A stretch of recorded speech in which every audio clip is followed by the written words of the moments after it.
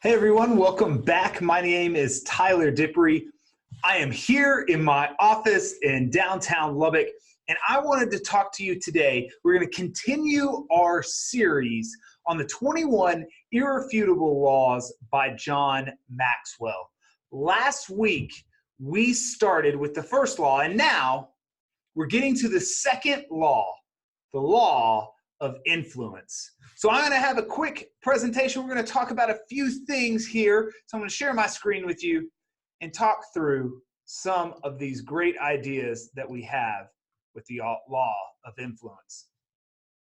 So the law of influence, it says this: leadership is not about title or position, it's about influence. In fact, you might have heard John Maxwell say that leadership is influence, nothing more, nothing less. And I love this quote in the book. He says, true leadership cannot be awarded, appointed, or assigned. It comes only from influence, and that cannot be mandated. It must be earned. I just think this is so true. It's what happens so often when a new leader comes into a new position. They come in, and so often they think that the team should give them the benefit of the doubt. The team should just naturally follow them because now they're the person with the title. In my experience, it just has never worked that way ever. For the first 6 months, your people are feeling you out, are trying to decide, is this someone that I want to follow or not? See, because leadership must be earned. It's not given. And I don't care if you have the title of a leader, it doesn't make you a leader, at least not a very effective one. Now, just because you have a title doesn't mean that you're not a leader either. It just means that the law of influence says that titles, positions, those are secondary to influence. That you and I, whenever we're trying to lead people, we have to look for influence. Now, I want to talk about 3 myths of leadership. So the first myth that I hear often when I'm working with people is that I'm an entrepreneur. So of course I know how to lead. But I want you to know that's just not true. The skills of being an entrepreneur and the skills of a leader are actually very different. See, entrepreneurs, they're great at seeing opportunities and then acting on those opportunities. In fact, oftentimes what they're able to see are holes in a market, are things that they could provide that no one else is doing or maybe not doing very well. What entrepreneurs are able to do is they're able to see that hole in the market. They have the ability and the confidence and the courage to take the risk to fill that gap. But you see, that's not the same thing as a leader, because an entrepreneur, you're just seeing opportunities and moving. But leadership is about influence. It's about helping people move forward. See, that skill is very different from an entrepreneur. So just because you're an entrepreneur doesn't mean that you're a great leader. Now, let me be clear. Some entrepreneurs are great leaders. It's just that they're not the same thing. Second myth that I often hear, and these are things that come right out of the 21 Irrefutable Laws, is I'm smart. I've read all sorts of books about leadership. I've gone got my master's in leadership. I know everything that there is to know about leadership. But let me tell you, knowing what to do and actually doing it are 2 completely different things. See, the hard thing about leadership is that it's not really that complicated to understand. They're really simple principles. They're things that don't take a whole lot of explanation. The hard part comes when you actually have to do them. See, because they're difficult. Consistency is the key. We often, with leadership, we want to do things once and say, okay, I'm good for the next 12 months. But it doesn't work that way. You have to do the right things day in and day out, day in and day out. And just a few small mistakes can kill your credibility forever. See, it's not enough just to know. We have to go and do these things. So just because you know about leadership, it doesn't make you a leader. And then the final myth that I often hear, and this comes from people usually in positions of being bosses. They say, I have the title, so I'm the leader. I am the lead pastor. I'm the CEO of the company. In fact, I started this company. But I want you to hear this quote. It's not the position that makes the leader. It's the leader that makes the position.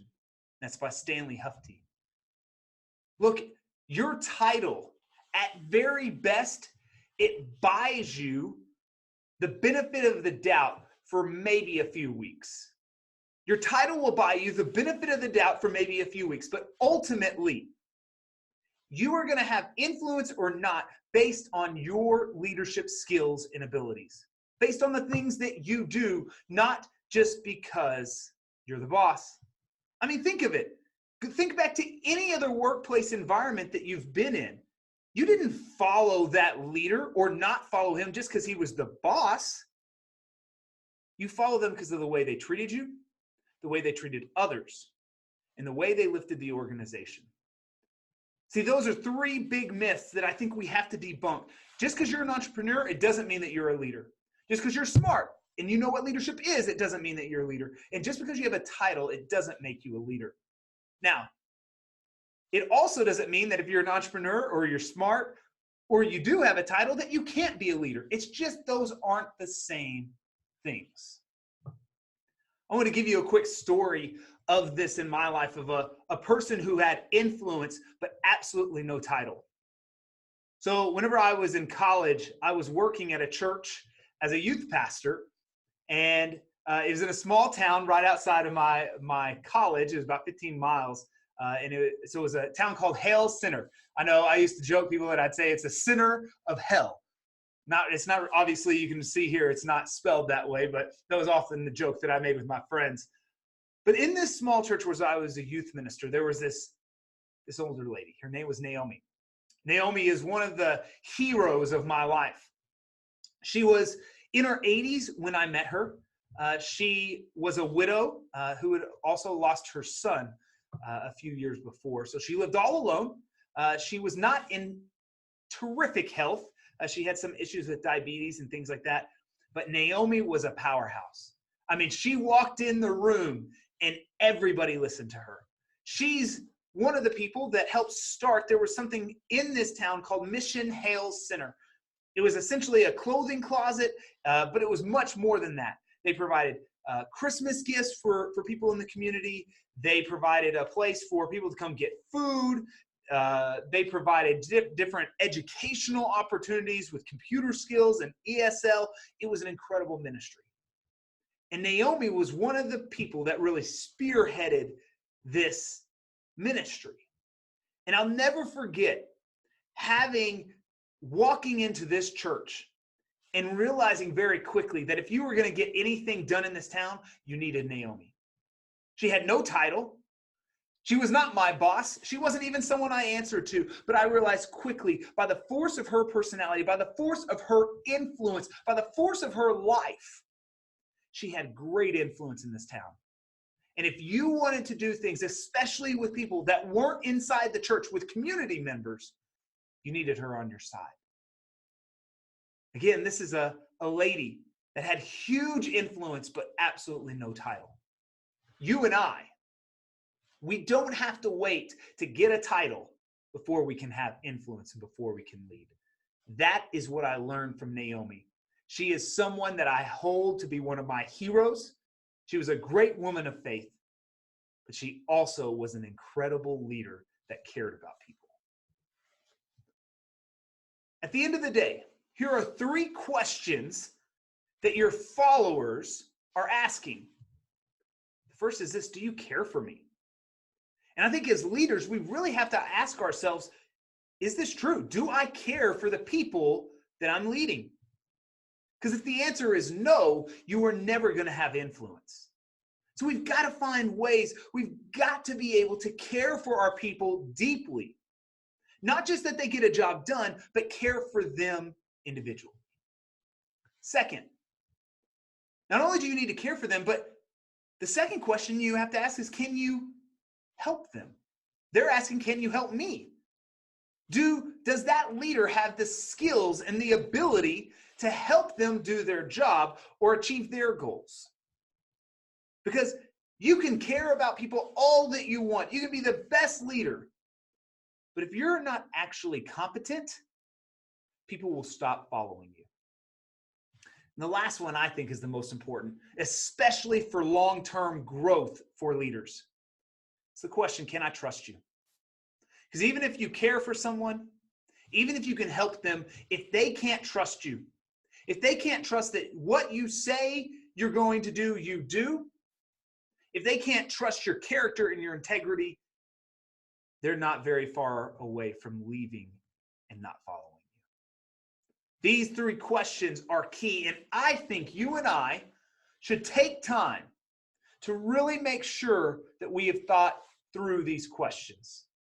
Hey, thanks so much for joining me for my second video on the second law of the 21 irrefutable laws, the law of influence. I want to encourage you, you're watching this right now, subscribe to my YouTube channel. I have lots of really incredible things coming up.